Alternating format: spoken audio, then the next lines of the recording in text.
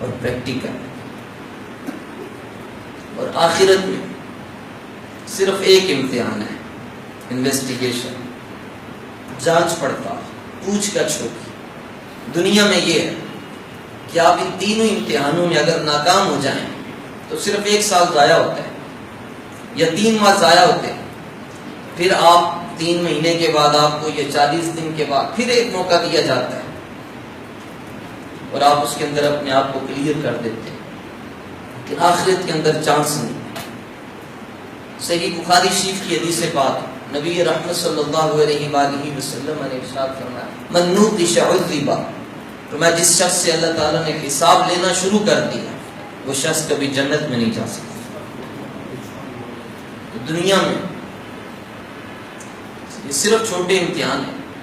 ہمارے پاس نوجوان آتے ہیں، یہ دعا کریں جی آج پیپر ہے، کل پیپر ہے، اللہ کامیابیاں دے، سب کے لیے دعا گو ہوتے ہیں، لیکن جب یہ امتحان سر پہ آ جاتے ہیں تو انسان نیند کشا گولیاں بھی استعمال کرتا ہے، ساری ساری رات بھی جاگتا ہے، چائے بھی لیتا ہے، پڑھتا بھی رہتا ہے، کہ اس کو پتہ ہے کہ اگر میں ناکام ہو گیا تو دوستوں میں میری عزت نہیں رہے گی، لوگ کہیں گے سپلی لے کر آ گیا۔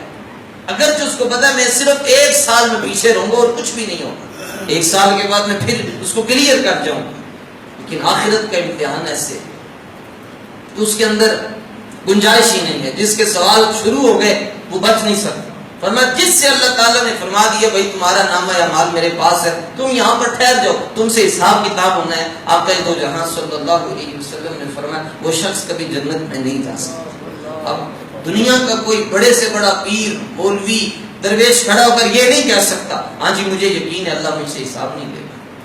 کوئی شخص بھی یقین کے ساتھ نہیں کہہ سکتا۔ صرف پوری دنیا میں ایک شخصیت ایسی ہیں اللہ نے جن کو یہ اعزاز دیا، وہ نبی پاک علیہ السلام کے داماد ہیں۔ حضور نے اللہ کی بارگاہ میں یہ التجا کی، یا اللہ قیامت کے دن میرے عثمان سے حساب نہ لے، یہ تیری بارگاہ میں آنے سے حیا رکھتا ہے۔ اللہ تعالیٰ نے فرمایا محبوب ہم نے آپ کی دعا کو قبول فرما لیا، اس کے باوجود کہ وہ جنتی ہیں، حضور کے داماد ہیں۔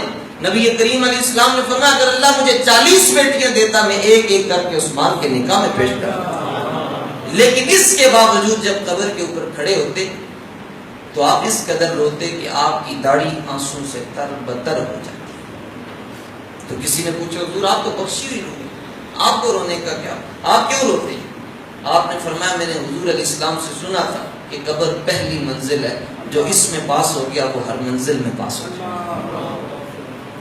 تو صاحبوں ماہ سیام آنے والا ہے، اس سے پہلے اپنے آپ اپنے اقوال پہ، اپنے اعمال پہ غور کر لیجئے، کہیں ہمارے ساتھ کوئی ایسا معاملہ تو نہیں ہے کہ ہم اللہ سے دور ہو جائیں، اور اگر دور ہیں یقیناً دور ہیں تو ہم نے اللہ کے قریب کیسے ہونا ہے، اور جو اس کے قریب ہو جاتا ہے اس کو کیا انعام ملتا ہے؟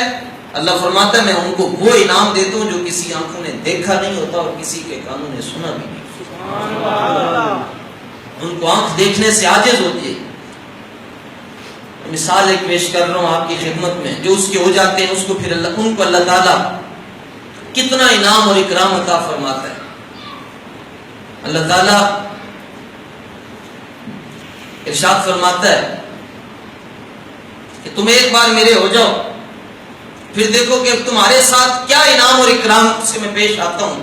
حضرت سیدنا آدم بن ابھی ایاس رحمۃ اللہ تعالی علیہ ارشاد فرماتے ہیں میں اسقلان میں تھا اور ہمارے پاس ایک نوجوان شخص آیا، ہمارے پاس آ کر بیٹھا کرتا تھا، گفتگو کرتا تھا، اور جب وہ مجلس ختم ہو جاتی تو ہم سے الگ تھلگ ہو کے نماز پڑھنا شروع ہو جاتا۔ اس نے ایک دن ہمیں کہا کہ میں اسکندریہ جا رہا ہوں جہاں پر امام بخاری رحمۃ اللہ تعالی علیہ کی قبر شریف ہے۔ آپ فرماتے ہیں میں نے کہا کہ میں نے بھی ساتھ جانا ہے، اور ہم نے اس کو کچھ درہم پیش کیے، اس نے انکار کر دیا، تو میں نے اس کو مجبور کیا کہ تم یہ درہم کیوں نہیں لے رہے۔ اس کے پاس ایک مشکیزہ تھا اور اس کے اندر اس نے ریت ڈالی ہوئی تھی مشکیزے میں، جس کو اپنی زندگی کا مقصد پتا چل جائے نا، میں کیوں دنیا میں آیا، میرا مقصد کیا ہے۔ اگر تو افزائش نسل میرا مقصد ہے تو کتوں کے بچے تو زیادہ ہوتے ہیں۔ اگر میرا مقصد یہ ہے کہ میں کھاتا رہوں پھر تو جانور مجھ سے زیادہ کھاتے ہیں، پھر ان میں اور حضرت انسان میں کیا فرق ہو؟ مقصد حیات کو سمجھ لیجئے کہ دنیا میں آنے کا مقصد کیا ہے۔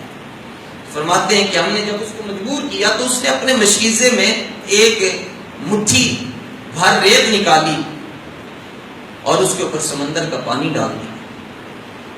مشکیزے سے ریت نکالی اور سمندر کا پانی ڈال دیا اور مجھے کہنے لگا کھاؤ۔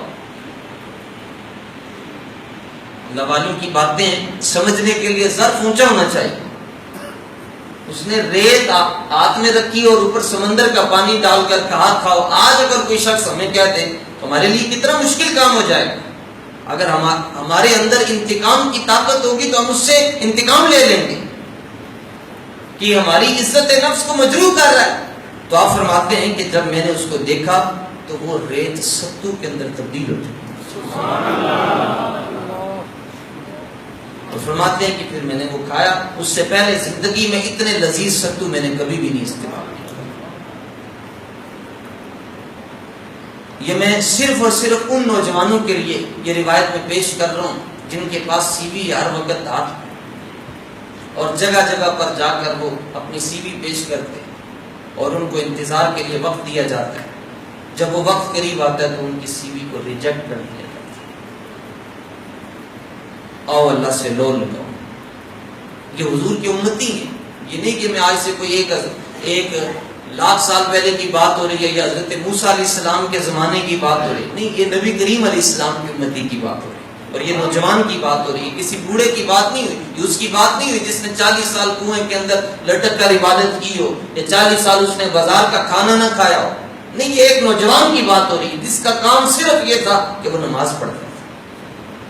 اس کے اندر اللہ نے اتنی طاقت رکھی ہوئی ہے کہ جب نوجوان اپنا سر اللہ کی بارگاہ میں جھکا دیتا ہے، اللہ فرماتا ہے فرشتوں آ جاؤ۔ تم تو کہتے تھے کہ یہ خون خرابہ کرے گا، یہ دیکھو اس نے اپنا سر سجدے میں رکھا ہوا ہے اور کہہ رہا ہے سبحان ربی الاعلیٰ۔ فرشتوں گواہ ہو جاؤ، مجھے اپنی ربوبیت کی قسم ہے کہ سر سجدے سے بعد میں اٹھائے گا، میں نے اس کی بخشش کا پروانہ پہلے